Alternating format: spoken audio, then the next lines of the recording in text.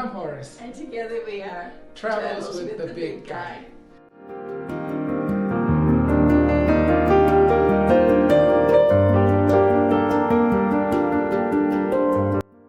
You know, we're two seniors, retired seniors. Good thing we're retired. Traveling internationally from one country to another on a budget. You know, Looking for our piece of paradise. Yes. And what we want to do to other seniors who are thinking about retirement is sort of give them the good, the bad, the ugly of international travel. Once you steps out to the border, there may be some changes you may or you may not expect. We want to share with you today some of the changes we were faced with. So let's get started.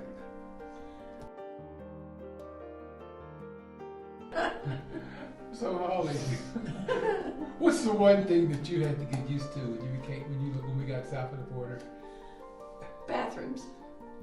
You do not flush paper down toilets here. Don't do it. There's signs, there's X's. Don't do it. All the paper goes into a trash can, and it's kind of, when you tell someone about that, they give you that, oh, that's so gross. But it's not that bad. You put it in the trash can, you put a lid on it, you take it out your garbage. It's no big deal. You know, the one thing that I'm having a hard time getting used to. What? No hot water in the kitchen.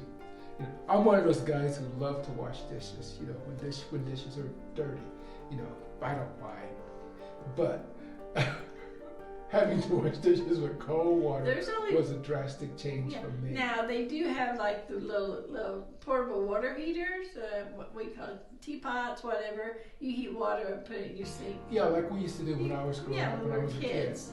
A kid. You know. But it's no big deal. But again, if you're used to walking into a house and you think you're going to hit hot water all through the house, you may have another thing coming. Yes. Okay. What's another thing that you find? Okay, well, I made a list so we wouldn't miss anything. So our next thing, let's talk about no heat, no air conditioning. Oh yeah. So in Mexico, it was hot. It was the whole time we were there in Merida. But now we did have air conditioners in the main rooms, but it was always suggested you turn them on when you're in there and you turn it off. It's not, you can't leave your air conditioner running full time. But in some of the mountainous countries where we've been, such as Ecuador and Peru, it's no heat and no air. There's no heater anywhere and there's no air conditioner anywhere. During the day, you can open your windows, it's perfect weather. During the night, it's a little cool, but you throw an extra blanket on the bed. It's no big deal.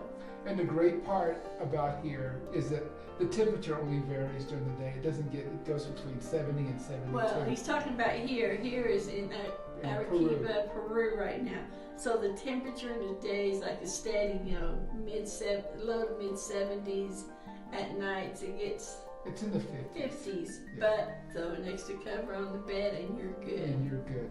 So what's another thing that we're locks on the doors. There are a ton of locks on the doors. Now, I've seen as many as 5 locks on the door. There are some places that we stayed that it has an exterior metal door in addition to the interior door. If I left and locked the metal door, it was like you were in jail. You could open the interior door, but if I had that exterior door locked, you couldn't get out. The last place we were at, we loved it, but the inside door only had like a deadbolt. But the second door it was a metal door and it had 3 locks. It had the 3 locks, but then it also had the lock at the top and the lock at the bottom. But if you went outside and you hit the deadbolt, anyway, you could possibly lock the other person into the apartment. So, but we got used to it. It was no big deal. Also, in some of the places where we stayed, there has been an exterior gate to get to the door. And if I would go pick up groceries and I took the remote to unlock the gate, Holly could not get out of that 10-foot gate that was the exterior gate. Yes. She could get outside the house or the condo apartment, but she couldn't get out of that gate. We've had that situation too. Right. And while we're talking about all the locks on the doors, elevators, we had one Airbnb, and we knew we were well aware that there were no elevators, and we were on the 3rd floor. But let me tell you, when you're at a high altitude and then you have to climb those stairs, hauling your luggage or big grocery shopping, you could be huffing by the time you get to your door. Yeah. I had to take a break going on the 1st floor because we were 7,000 feet above sea level. Yeah. And getting up to the 1st floor was just... So it wasn't so bad. By the time we left, we were in a little bit better shape. Yeah, but you get in a little bit better shape. But let me say, if you depend on a mobility, if you need something to help you walk up steps, You're going to be in trouble. Yeah, you need to know your limits, health-wise and walking-wise. Anyway. So let's go on to laundry. Laundry. Tell us about that. Okay. In Mexico, we didn't have a washer and dryer, but we did have laundromats, and we found our laundry, and we loved her. We could drop our laundry off, wash, fold it, smelled good. It was awesome. Drop it off one day, pick it up the next morning. So we did get spoiled with the laundry. Yeah. Now, in Quito, we had the lady asked us if we drop it off. She would ask if we wanted it back the same day. Yeah. And then other Airbnbs, we've had washers, which seems to be more than not they have washers, but no dryers. So then you have to hang your clothes. They have a lot of hanging racks to hang clothes on. Racks. So get yourself some clothespins. Yeah. But the hanging racks work great without clothespins. Or hangers. Yeah. It helps. What's the next thing that? Okay, let's talk about some foods that we see. You want to talk about foods? Yeah. Oh my gosh. Well, okay. This is a food we saw, which I never thought of it as a food. It was always a pet when I was growing up. Guinea pigs. In Quito, guinea pigs were a delicacy, and it was not unusual to see a picture of a fried guinea pig on a menu. Didn't try it, have no desire to, but it's a thing, and they were very proud of it. Oh, yeah.